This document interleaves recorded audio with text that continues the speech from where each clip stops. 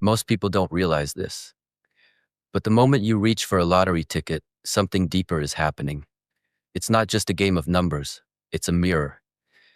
There's a reason why some people always feel unlucky no matter how many chances they take, and why others, even in silence, seem to attract fortune without effort.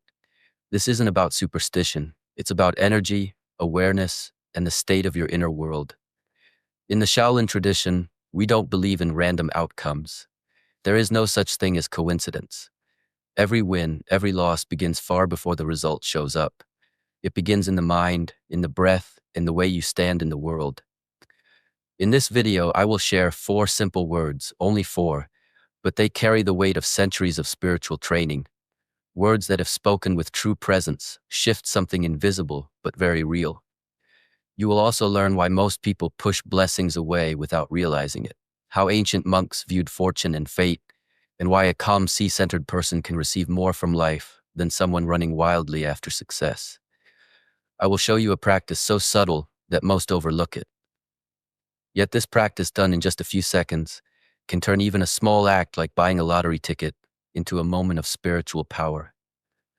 If you've ever wondered why things don't always respond to effort, or why some prayers go unanswered, stay with me, because the truth is, life is always responding, just not to your words, but to your state.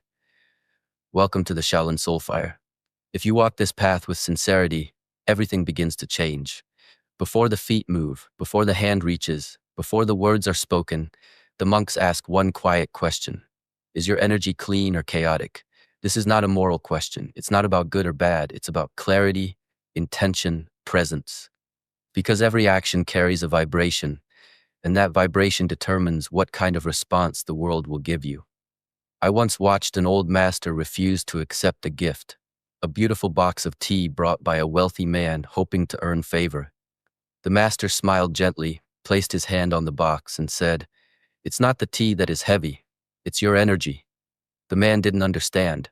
He had come with hidden motives, hoping to gain something in return. And the master felt it immediately, not in the words, but in the field around them. Now consider this. When you walk into a shop and buy a lottery ticket, what's moving you? Excitement, calm, clarity, or is it fear, a feeling of lack? The desperate hope that money will fix what discipline hasn't. The energy behind the action is the action. You can speak blessings with a bitter heart, and they will not land. You can pray from panic and wonder why nothing changes, but even one step taken with clean energy moves the entire path beneath your feet. So before the ticket, pause. Feel your breath. Ask the one question the monks never skip. Am I centered, or am I grasping? Because when you chase from emptiness, you stay empty. But when you move from stillness, even the unseen begins to arrange itself around you. Most people speak words like wishes, soft, uncertain, as if they're asking the sky for mercy. But the old teachings are clear. Don't ask a line. The phrase, "I am already blessed," isn't some magic charm. It's a position, a stance. It's how a trained mind enters the world with steadiness, not need, with fullness, not hunger. In the Shaolin path, this is called internal authority. The strength to claim something before the outer proof arrives. It's not arrogance, it's clarity. The student who walks with gratitude before the reward is given is the one most ready to receive it. This idea echoes across cultures. In Vedanta, the teaching is simple. You are not lacking, you are not separate. The outer is simply a projection of the inner. So speak not from desire but from knowing. The moment you say, "I am already blessed," you shift the signal. Life listens to that. There's an old story of a monk who during famine was asked why he looked so calm. He replied, "Because the field of my mind is fertile. Something will grow." And sure enough, it did. Not through miracles, but through quiet readiness. To say "I am already blessed" is to plant a flag in the invisible. It's to speak from the mountain, not the valley. And that changes everything. You stop chasing, you start attracting, not because the world owes you, but because you've become the kind of person who can hold what's coming. In the end, the words mean nothing if the posture isn't real. But when you mean them, when you say them with discipline, presence, and a trained heart, they stop being words. They become the beginning of movement.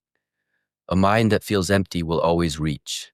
It will grasp, cling, chase, because it believes something out there will make it whole. But the masters teach emptiness attracts more emptiness. It doesn't matter if you're chasing money, love, or success. If you're coming from lack, you will multiply lack. That's why if this message spoke to you, my friend, then walk with us on the daily path to strength. Subscribe, breathe with intention, and continue building a mind, body, and spirit that moves through the world with power and clarity.